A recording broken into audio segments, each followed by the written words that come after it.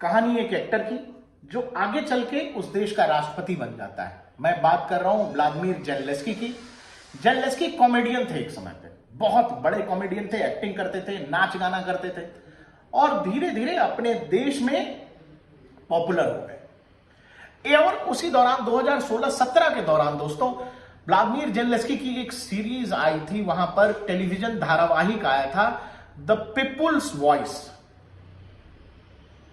ठीक है, इस नाम से सीरीज आती है, धारावाहिक टेलीविजन पे, और वो इतना बड़ा हिट होता है, इतना बड़ा हिट होता है। उस सीरीज में या टेलीविजन सीरीज में ये दिखाया जाता है कि कैसे जनता के बीच जनता एक नया हीरो तैयार कर देती है। उसमें बताया जाता है कि यूक्रेन के अंदर किस तरह से करप्शन, किस तरह से भ्रष्टाचार, किस तरह से नारियों के प्रति, महिलाओं के प्रति अत्याचार, किस तरह से देश का खजाना घट रहा है, किस तरह से यूक्रेन जो है रूस के कब्जे में आने वाला है और किस तरह से यूक्रेन को बचाया जा सकता है। वो शो इतना बड़ा पॉपुलर हुआ, इतना बड़ा पॉपुलर हुआ कि एक पूरा का पूरा फैन बेस व्लादिमीर जेलेंस्की का तैयार हो गया। कहां? यूक्रेन के अंदर।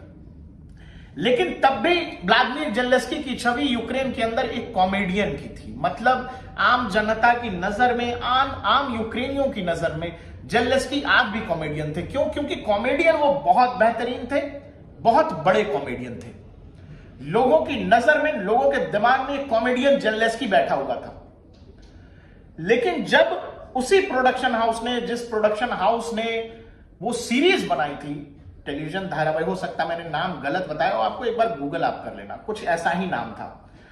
तो क्या है कि जब इन लोगों को लगा कि यार ये तो इतना बड़ा हिट हो गया, तो जिस प्रोडक्शन हाउस ने वो धारावाहिक बनाया था, वो प्रोडक्शन हाउस उसी नाम से, जिस नाम से वो टेलीविजन सीरियल चल रहा था, उसी नाम से रजिस्टर्ड एक पॉलिटिकल पार्टी बनाता है।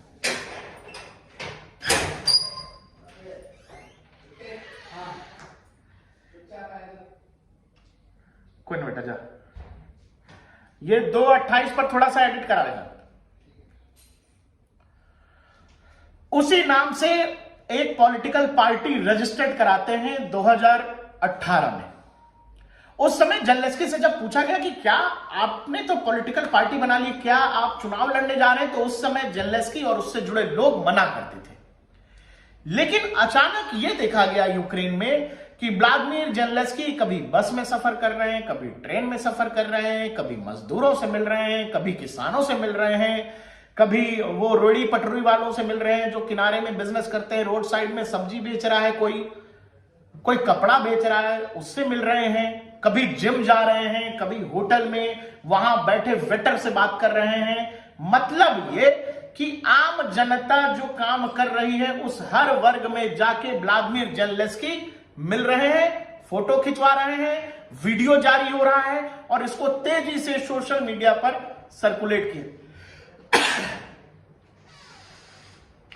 तेजी से सोशल मीडिया पर वो तस्वीरें, वो वीडियो सर्कुलेट की जा रही हैं।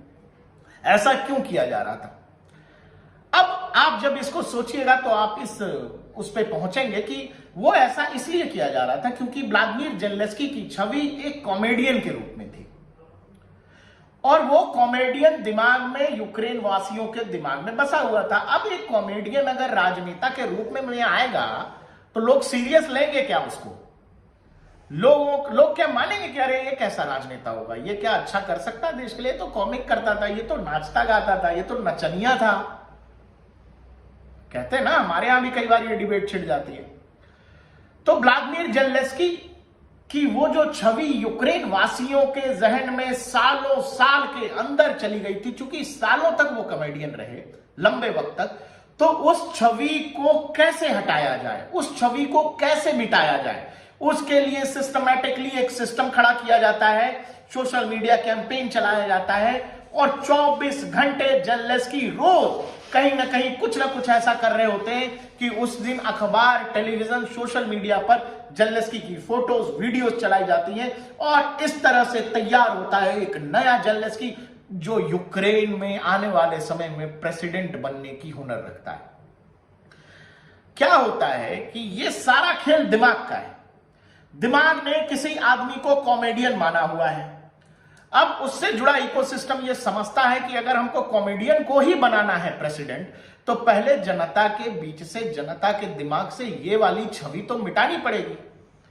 कोई कॉमेडियन रहेगा तो जनता उसको वोट तो नहीं करने वाली, तो वो छवि मिटेगी कैसे? वो छवि मिटेगी जननायक दिखाकर, जनता का सिपाही बताकर, गुर्बतों का सिपाही बताकर, गरीबों का दोस्त बताकर, युवाओं का दोस्त बनाकर, भारत, माफ करिएगा, यूक्रेन का तारनहार बताकर, और ऐसे ही जननायक वाली छवि, एक स्टॉलवर्ट इमेज, बड़ा इमेज जेलेंस्की का कॉमेडियन से इतर यूक्रेन में तैयार किया गया कि ये आदमी आएगा तो ये सब ठीक कर देगा। ये आदमी जो कर सकता है वो कोई नहीं कर सकता, और इसके पास यूक्रेन में हो रही हर समस्या का जवाब है। ये तो मास्टर है। क्यों? क्योंकि अब क्या है, जो कॉमेडियन वाली इमेज थी उसके ऊपर एक नई इमेज धीरे धीरे धीरे धीरे साल दर साल रोज की मेहनत से तैयार हो रहा है, जिसमें एक लड़का है जो टी शर्ट पहन के घूम रहा है, जींस पहनता है नॉर्मल, और आम लोगों के बीच कभी भी चला जाता है, उनके दुख दर्द सुनता है।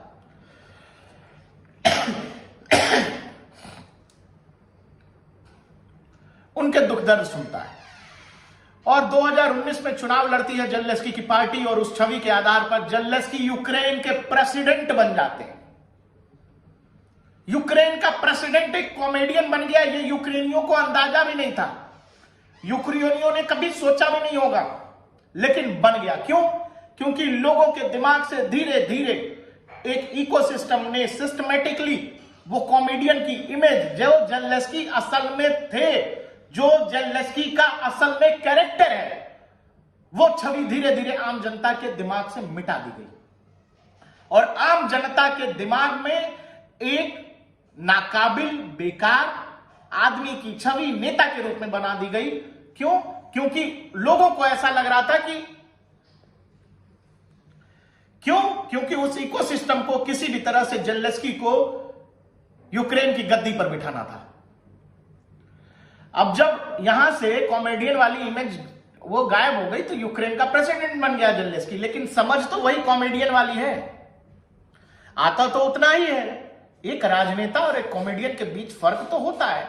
आखिर केवल तस्वीर, वीडियो, लोगों के बीच जाकर फोटो खिंचा लेने से क्या पॉलिटिक्स आ जाती है? क्या देश की समस्याओं का पता लग जाता है और उसके बाद सारी समस्याओं का निदान? नहीं।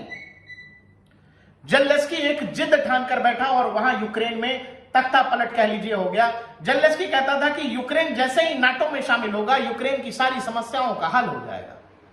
रशिया के बगल में बैठा एक देश वो नाटो में शामिल होने की जिद करता है, जबकि रशिया से कभी कोई खतरा था ही नहीं, और बावजूद वहां के लोगों को एक बार जब लगा कि, क्योंकि ये रोज की बात हो गई कि रशिया हमारा दुश्मन, रशिया हमारा दुश्मन, रशिया हमको बर्बाद करना चाहता है, रशिया हमको बर्बाद करना चाहता है, और वही कारण था कि जेलेंस्की वहां प्रेसिडेंट बन गए, और यूक्रेन अब बर्बाद हो चुका है। एक जिद में, नाटो में शामिल होने की जिद से यूक्रेन बर्बाद हो गया। एक ऐसा आदमी यूक्रेन का राष्ट्रपति बना जो कभी उस लायक था ही नहीं, लेकिन एक इकोसिस्टम ने, मैंने कहा कि आम जनता के दिमाग से, साइकोलॉजी से, जो जेलेंस्की असल में था कॉमेडियन, वो कोई काबिल राजनेता, महान राजनेता नहीं था, कभी से नहीं था। उसको आम जनता, देश की समझ कभी से नहीं थी, उसको कुछ नहीं आता था। बावजूद इसके यूक्रेन की राजधानी कीव में वहां की गद्दी पर एक ऐसे नाकाबिल और बेकार आदमी को बैठा दिया गया जो यूक्रेन को उसकी बर्बादी तक लेकर के चला गया। यूक्रेन आज से 2 साल पहले जैसा था, अगले 100 साल में भी यूक्रेन वैसा नहीं हो पाएगा। यूक्रेन बर्बादी के उस मुहाने पर है, और जेलेंस्की आज भी राष्ट्रपति बना हुआ है। तो किसी देश को कैसे बर्बाद किया जाता है, कैसे कोई इकोसिस्टम, किसी भी, अभी आपने बांग्लादेश में देखा, एक ऐसा आदमी जो नो पॉलिटिकल बॉडी है, जिसका पॉलिटिकली कोई इतिहास नहीं है, उस आदमी को ला करके बिठा दिया बांग्लादेश की गद्दी पर। क्यों? क्योंकि कभी उसने नोबेल पुरस्कार जीता हुआ, अंतरिम सरकार वही आदमी चला रहा है। क्यों जानते हैं? क्योंकि वो उस इकोसिस्टम को फेवर करेगा जिस इकोसिस्टम ने शेख हसीना को देश छोड़ने पर मजबूर कर दिया, और इसी वजह से मोहम्मद यूसुफ वहां बैठा हुआ है। भारत में भी बहुत तेजी से कुछ लोग ये आपको बताते हैं, हमने सुना है, तमाम राजनेता आपको बताते होंगे कि जिस दिन जाति की गणना हो जाएगी इस देश में सारी समस्याओं का हल हो जाएगा। रोज फोटो जारी होते हैं, कभी किसानों के साथ, कभी कुली के साथ, कभी मजदूरों के साथ, कभी रेलवे के साथ, कभी ट्रक ड्राइवर, कभी मैकेनिक्स के साथ, कभी होटल में बैठ के खाना खा रहे हैं। ये सारी तस्वीरें आ रही हैं।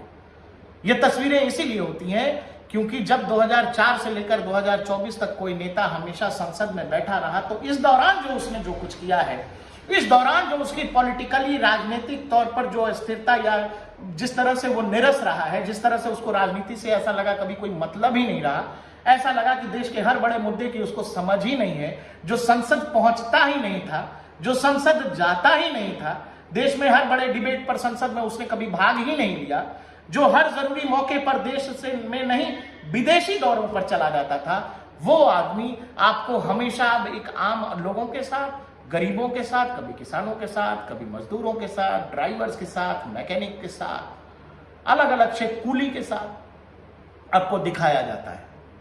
ये सब कुछ हो और जननायक बताया जा रहा है। ये सब कुछ हो इसीलिए रहा है क्योंकि वो जो पुरानी वाली छवि है जिसमें लोगों ने कहा कि अरे ये तो आलू से सोना निकालता है, वो वाली छवि जो है लोगों की दिमाग से हट जाए। और इस पर बहुत मेहनत हो रही है, बहुत पैसा खर्च हो रहा है और लगातार ये कोशिश करने की कोशिश हो रही है कि अरे अरे ये जननायक हैं, इनको आम जनता के मुद्दों की बड़ी समझ है और ये आएंगे, जाति गिन लेंगे और जैसे जाति की गणना देश में हो जाएगी इस देश की सारी समस्याओं का हल हो जाएगा। मैंने आपसे कहा कि जेलेंस्की कहा करता था कि नाटो में शामिल होने के बाद यूक्रेन की सारी समस्याओं का हल हो जाएगा। यूक्रेन बर्बाद हो गया। इस देश में भी लगता है कि कुछ लोग व्लादिमीर जेलेंस्की बनना चाहते हैं और बहुत बखूबी वो लोग अपना काम कर रहे हैं।